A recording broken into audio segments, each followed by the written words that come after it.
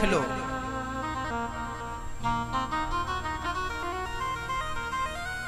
हिरण्याक्ष हिरण्यकश्यपु इसका उदाहरण है।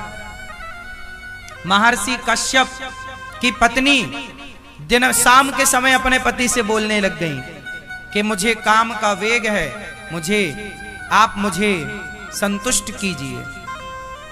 महाराज ने, पति ने रोका कि देवी ये संध्या का समय है, अभी गर्भाधान का मुहूर्त नहीं है, अभी गर्भाधान का शुभ समय ये शाम है, भगवान को याद करने का समय, और तुम क्या सोचे बैठी हो। पत्नी ने नहीं माना और पत्नी ने जिद की तो गर्भाधान हुआ। तो उस गर्भाधान से हिरण्याक्ष और हिरण्यकश्यपु जैसे राक्षसों का जन्म हुआ। शास्त्र प्रमाण है। इसलिए हमारे यहाँ ये विचार भी होता है कि गर्भाधान कब होना चाहिए। इसलिए संयमी गृहस्थ में हो, पत्नी के साथ हो तो भी संयमी रहना है। संतान के लिए विचारवान होना है।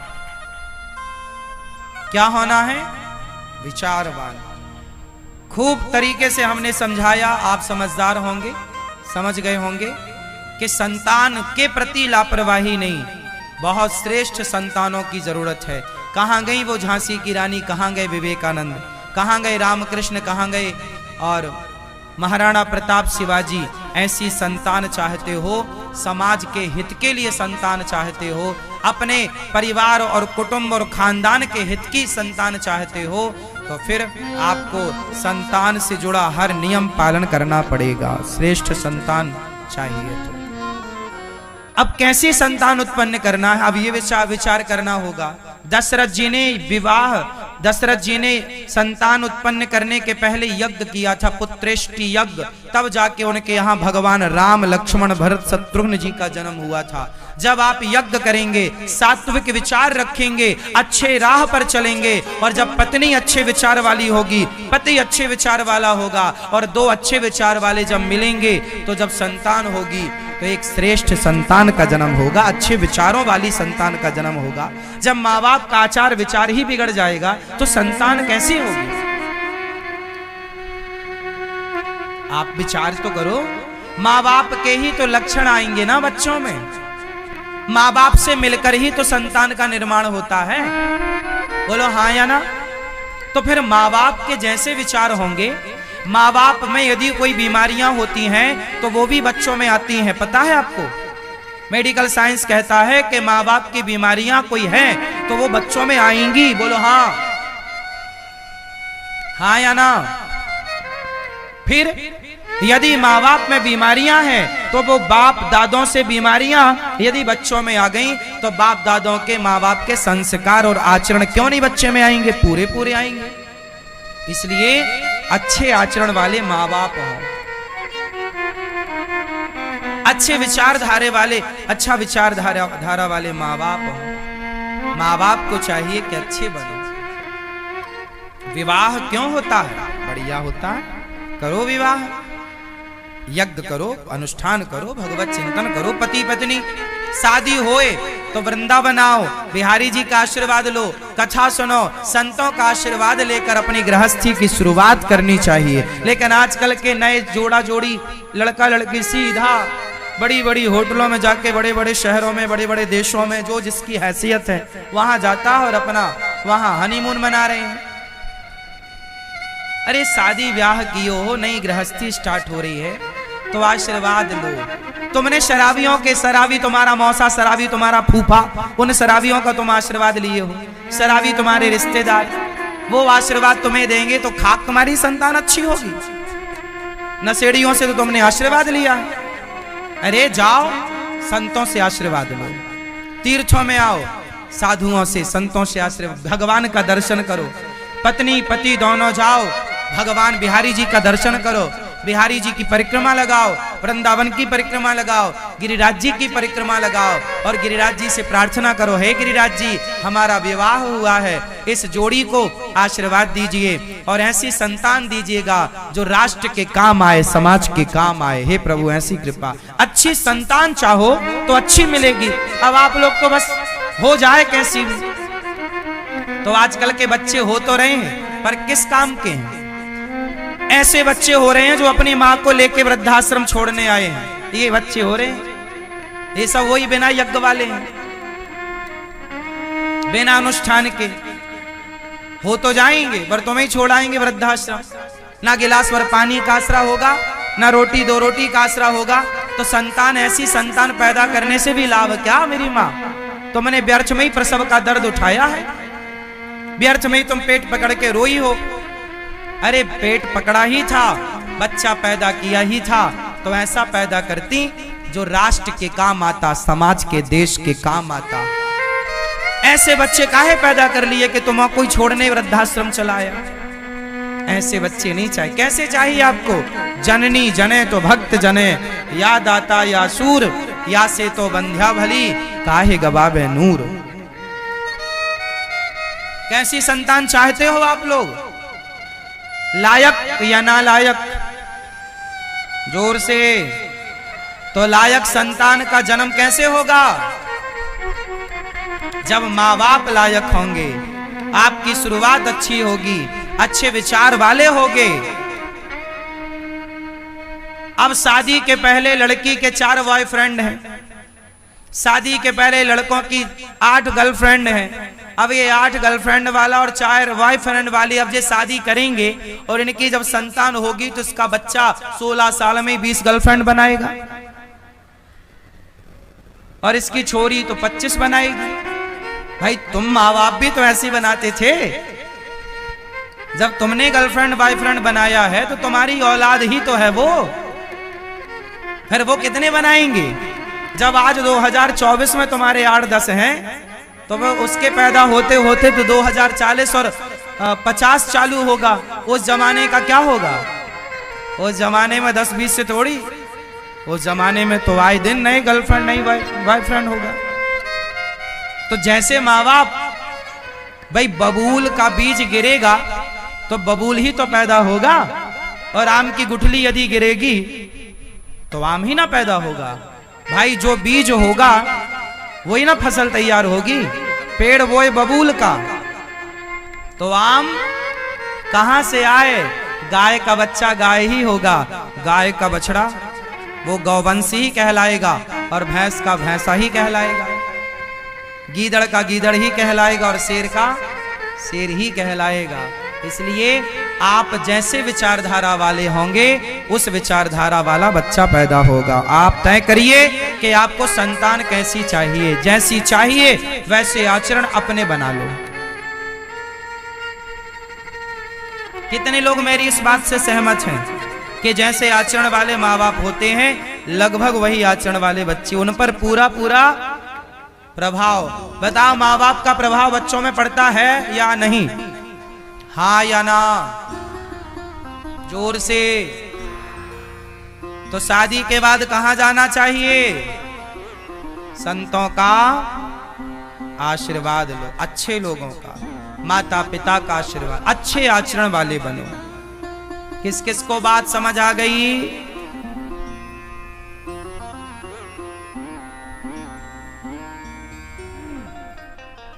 आप में से कितने लोग इस बात से सहमत हैं कि आज शादियों में सबसे ज्यादा लोग शराब पी के आते हैं? सारे बाराती शराब के नशे में, सारे नहीं मतलब 98% तो मान लो आप, 95 मान लो। और क्या लोग शराब के नशे में होते हैं? बोलो हाँ। आजकल तो बड़े बड़े शहरों में शादियों में स्त्रियां तक शराब पीती हैं। हाँ या ना? आप लोग पीते हैं? नहीं मैया आप नहीं? सही बताओ, कभी शराब नहीं पी आप? सहेली तो कह रही थी कि एक बार हमारे संग बैठ के पी रही थी आप। नहीं?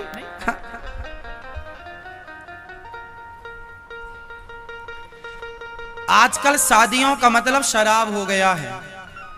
आजकल शादियों में जैसे लोग ना खाना पीने रखते हैं ना, बफर सिस्टम, स्टॉल लगाते हैं सब चीजों का, ऐसे एक शराब का भी अपना होता है, मैंने सुना है। क्या ये बात सही है? शराब का भी एक स्टॉल होता है जहां लोग जाके अपना शराब पीते हैं। शादी में आए हैं, अब ये शराब पीकर वर वधू को आशीर्वाद देंगे। ऐसे लोगों का आशीर्वाद लो ही मत। नालायकों का आशीर्वाद क्या चाहिए? ऐसे शराबी तुम्हें आशीर्वाद देंगे तो तुम्हारी औलाद कैसी होगी? नालायकों का आशीर्वाद भी नहीं लेना चाहिए। क्यों? आप बताओ।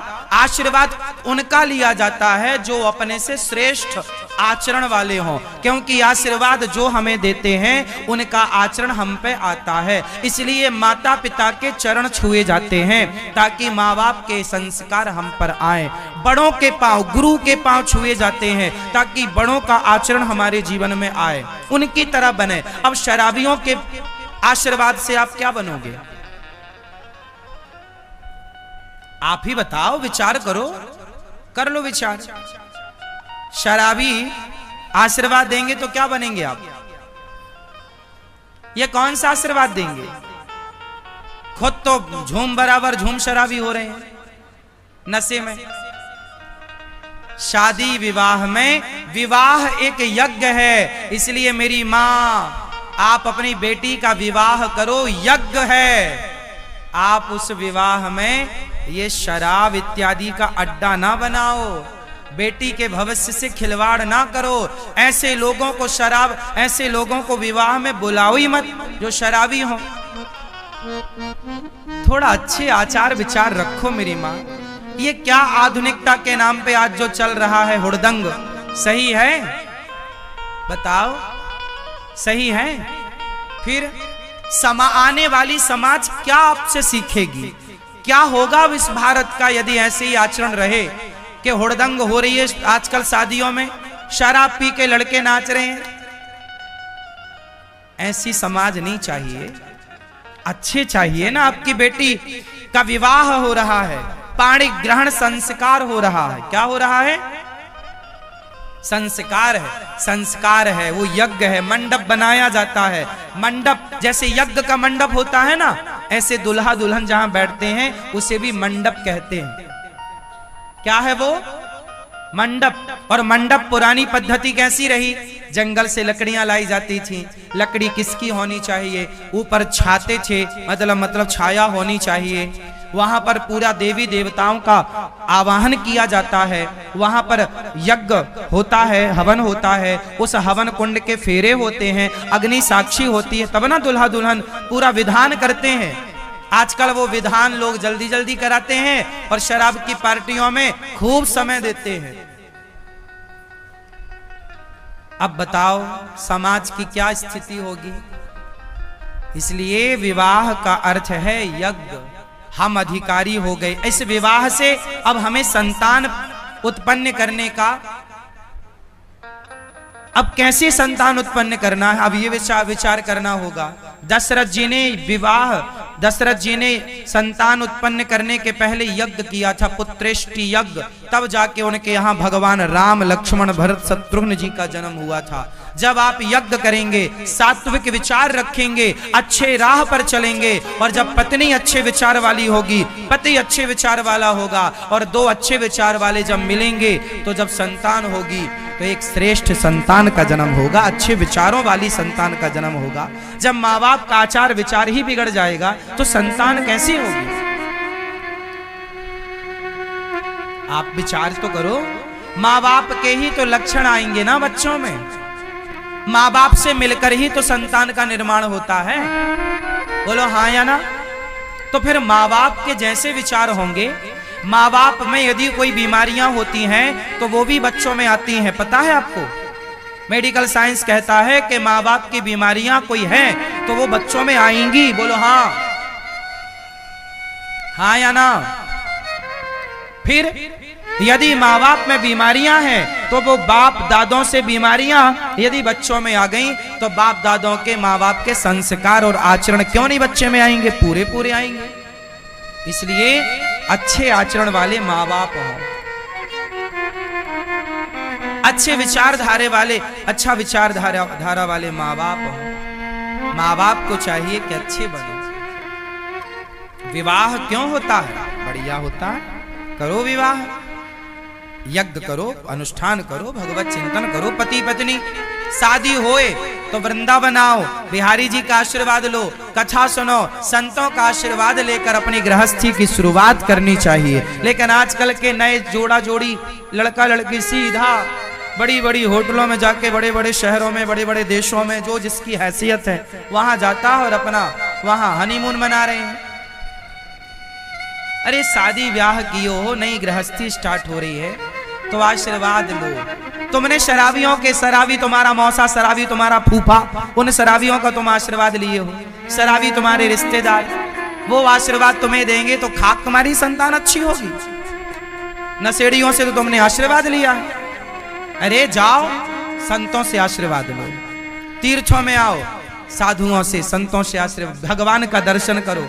पत्नी पति दोनों जाओ, भगवान बिहारी जी का दर्शन करो, बिहारी जी की परिक्रमा लगाओ, वृंदावन की परिक्रमा लगाओ, गिरिराज जी की परिक्रमा लगाओ और गिरिराज जी से प्रार्थना करो, हे गिरिराज जी हमारा विवाह हुआ है, इस जोड़ी को आशीर्वाद दीजिए और ऐसी संतान दीजिएगा जो राष्ट्र के काम आए, समाज के काम आए। हे प्रभु ऐसी कृपा, अच्छी संतान चाहो तो अच्छी मिलेगी। अब आप लोग तो बस हो जाए कैसी भी, तो आजकल के बच्चे हो तो रहे हैं पर किस काम के हैं। ऐसे बच्चे हो रहे हैं जो अपनी माँ को लेके वृद्धाश्रम छोड़ने आए हैं, ये बच्चे हो रहे हैं। ये सब वही बिना यज्ञ वाले हैं, बिना अनुष्ठान के हो तो जाएंगे पर तुम्हें छोड़ाएंगे वृद्धाश्रम। ना गिलास भर पानी का आसरा होगा, ना रोटी दो रोटी का आसरा होगा। तो संतान, ऐसी संतान पैदा करने से भी लाभ क्या मेरी माँ, तुमने व्यर्थ में ही प्रसव का दर्द उठाया है।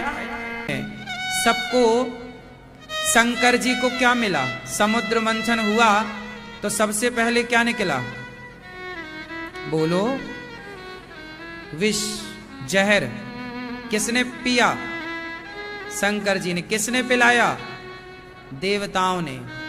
जब देवताओं के पास जहर आया तो कह दिया Shankar G P low, Shankar G P गए। और जब अमृत निकला तो देवता खुद पी गए। तब शंकर जी से ना बोलने गए कि थोड़ा जहर पिया है, थोड़ा अमृत भी पी लो। देवता कहने गए कि शंकर जी थोड़ा सा अमृत निकला है आखिरी में, ये भी पी लो। कहा